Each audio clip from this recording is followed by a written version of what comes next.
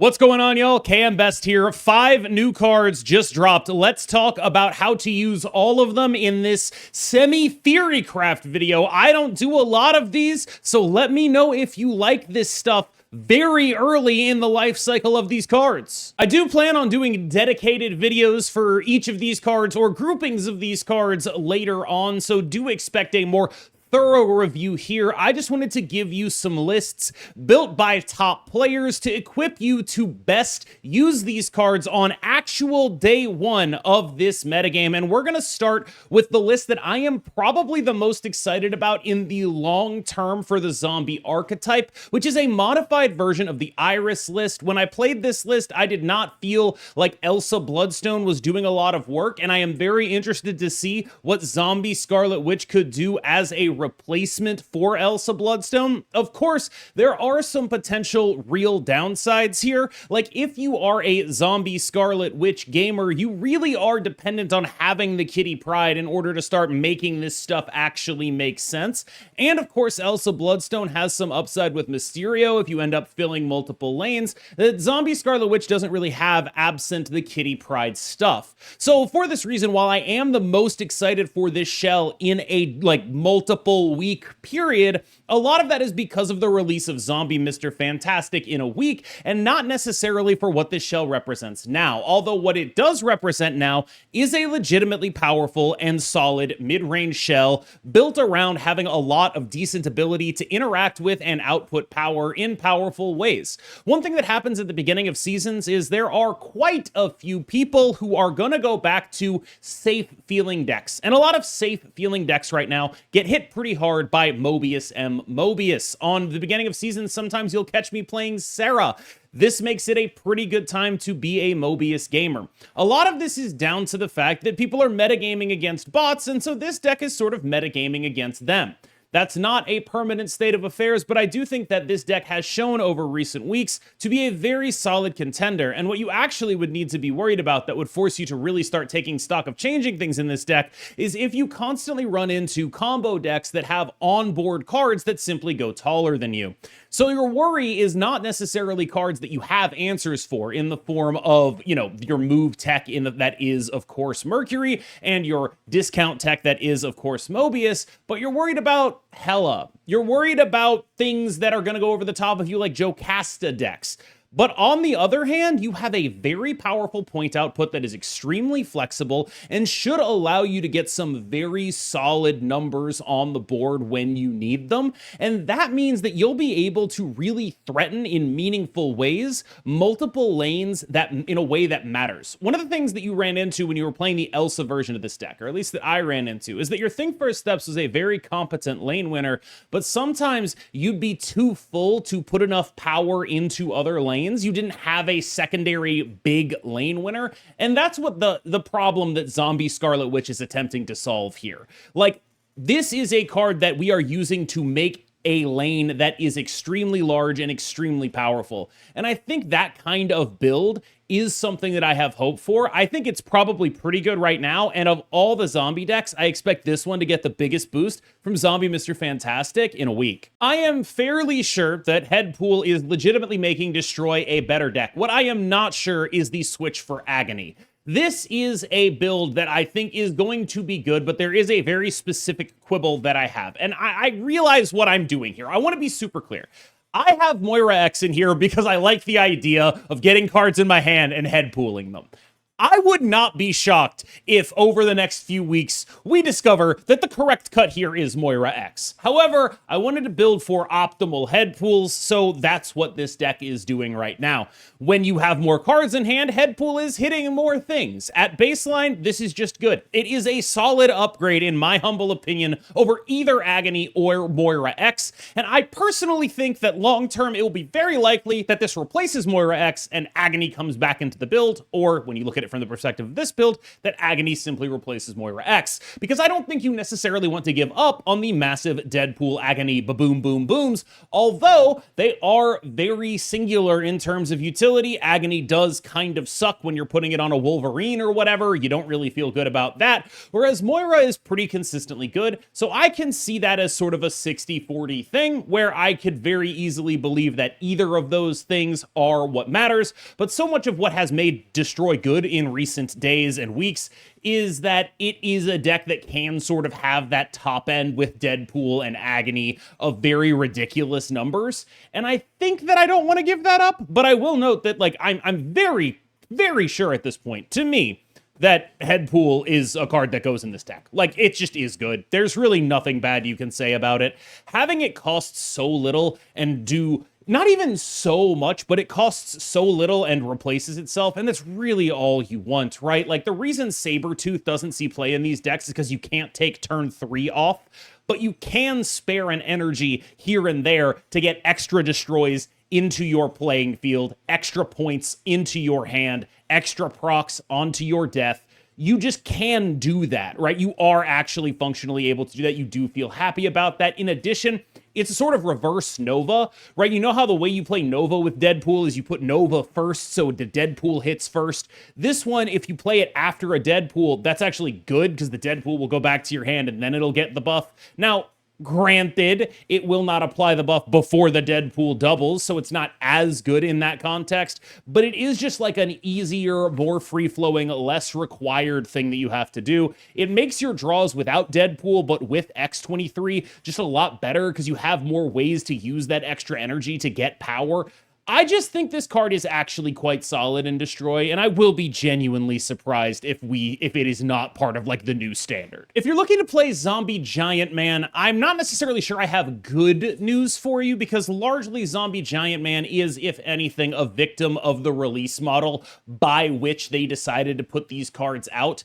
I have praised Second Dinner a lot for the way in which they have released the zombie cards or scheduled the zombie cards releases in such a way that is not overwhelming for people who want to be able to play the deck, so that they are able to make a more informed purchasing choice. For example, Zombie Scarlet Witch on the Season Pass. Of course, we have Zombie Mr. Fantastic coming out next week as a Series 5. But those are the only Series 5s, and the remaining Zombie Horde cards, Zombie Sentry and the Hunger, come from the game modes that will happen throughout this month. And of course, Zombie Giant Man is currently available on Series 4 packs, which leaves him sort of hanging out in the wind, because this is a guy that is the payoff for the whole archetype, but he's coming out before the whole archetype comes out.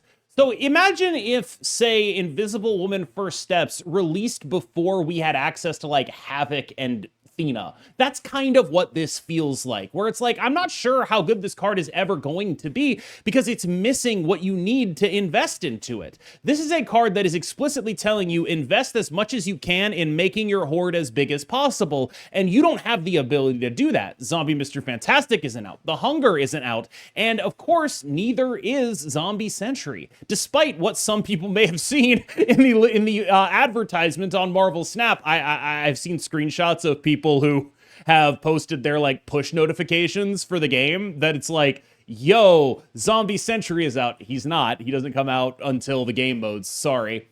But in other words, this is the payoff. They released the payoff at the same time as they released the bare bones of the archetype, which is literally just Zombie Scarlet Witch. And with just Zombie Scarlet Witch, I don't know if this guy is doing enough to justify his own inclusion over something like, say, a Juggernaut in the context of this deck, which is put together by Roram and is basically built to be a very all-in on the bouncy stuff kind of deck. This is a deck that is playing a ton of cards that go in a location and then leave that location. We are optimizing Elsa, we are optimizing Zombie Scarlet Witch, we are optimizing Hope Summers, we are making a million things, and then on the final turn of the game, we are playing a giant Kitty Pryde and a theoretically giant lane-winning 5-drop, whether that be Mercury Cannonball or a Zombie Giant Man.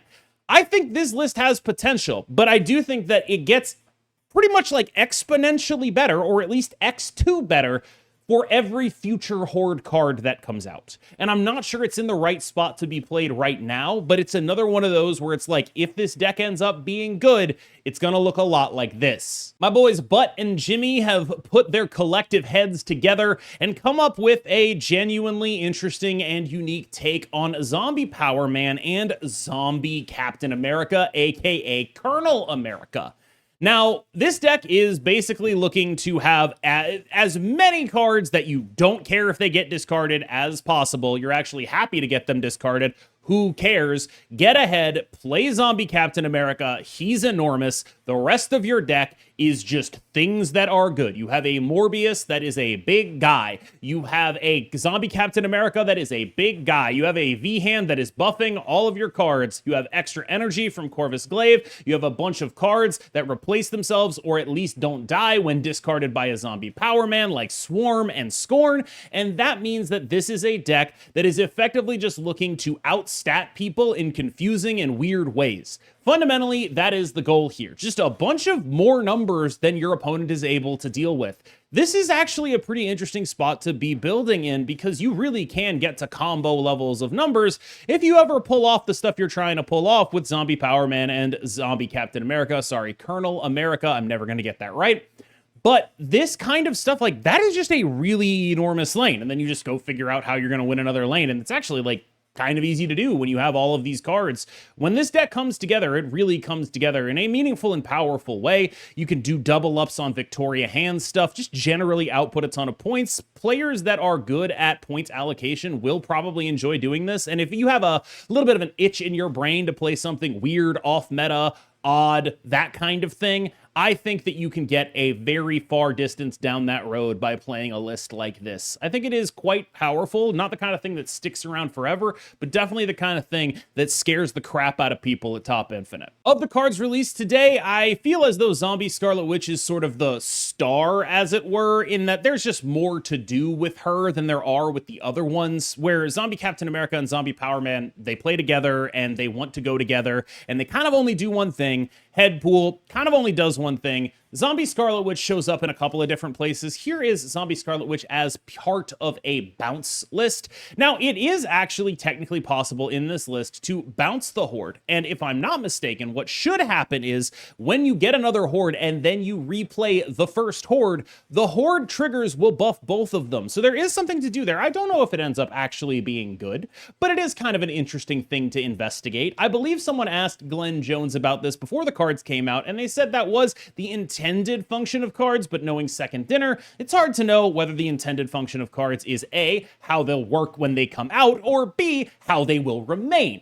So, big grain of salt on that one, but generally speaking, this is also just the deck that is interested in using it as like bigger bishop. Like, that's kind of the idea here, right? It's a bishop that has some location restrictions, but also it gets +2 for each card. So you get to do really cool stuff with Falcons, right? You get to do just like a bunch of really awesome stuff. And that's a pretty cool thing to do. I really can't complain about the idea here, right? I've always been a bishop gamer, but bigger bishop, like bishop that gets +2 for everything it does. Yeah, I mean, it's pretty easy to see why a bounce deck would be interested in that. Also from Derek, this is a list I conceptualize as sort of reverse bounce. Like, it's not a bounce deck, but it is a deck with a bunch of 1-drops that's trying to play a bunch of 1-drops on the final turn of the game. So the cool thing about Zombie Scarlet Witch is just how good she is with spells. And I think that you're going to see a decent amount of realization of this, but it's not going to really click until people start doing things that aren't Merlin with her. Because while she is very awesome with spells, she is not awesome at all with most Merlin spells. The only one you really feel comfortable playing on her lane is Omniversal Presence. The other two make you feel kind of stupid because it's very rare that she is not the weakest thing on that lane, and both of them target the weakest thing on that lane, and then what's the point of playing the spells with Zombie Scarlet Witch if you blow up your own Zombie Scarlet Witch? So I do think that that is a really interesting note, and that as skills sort of develop as a card type, you might see more power to Zombie Scarlet Witch, because she is really good with them. It's just like the best skills right now are just Merlin skills, and so you don't really see a lot of them, but like, this is kind of legit, I think, the idea of building towards skills here. And I know, let me be clear what we're talking about here. We're talking about Dormammu. Dormammu has multiple skills that you just chuck on the lane. You chuck it on her lane, you keep chucking it on her lane, and she's getting extra power for it for free. And you're just very happy to do that. It's just kind of a nice thing to do. Like, this is a deck that I think people should be familiar with. People already understand how this deck tends to function as a Morgan Le Fay deck, and it does some legitimately reasonably powerful stuff. It uses her synergy with skills pretty well, although Derek did note that this deck might also be a deck that really wants to play the Hunger when that card comes out. So keep that in mind before you craft cards to play this. All right, y'all, I never do videos like this. I thought it would be a cool thing to try. I noticed I got a lot of response to my Day One Kang sort of theory crafting video, and I wanted to try it again here, so let me know what you think. I'm probably going to do, like, still my dedicated videos for each of these cards, so probably tomorrow is going to be, like, Zombie Scarlet Witch, is it worth it? What's the prognosis? What are some decks for her that are actually good? You might see a couple of these decks on that video, and then probably maybe on Thursday, it's like a what about the rest of these? Is it worth buying? The ones specifically we want to talk about are probably Zombie Captain America and Headpool, because those are the ones that you're actually going to be investing into. But hopefully by then I'll have a better concept of how good these cards are, because one of the big risks I feel with theory crafting videos is if I make a theory crafting video, I don't want to make any definitive statements about power, because I feel like it's just too early to realistically know that. So you'll notice I've been a bit vague throughout this video, and that's intentional because I don't want people to feel as though they were misled by my content. And so that has always been the risk that I've had. I just wanted to let you guys know I'm very cognizant of that risk, and I do everything I can to try to avoid debating you into purchasing something you don't actually need. As always, I've been KMBest, and you have been phenomenal. I will see you in the next one. Let me know in the comments what you think about this style of video.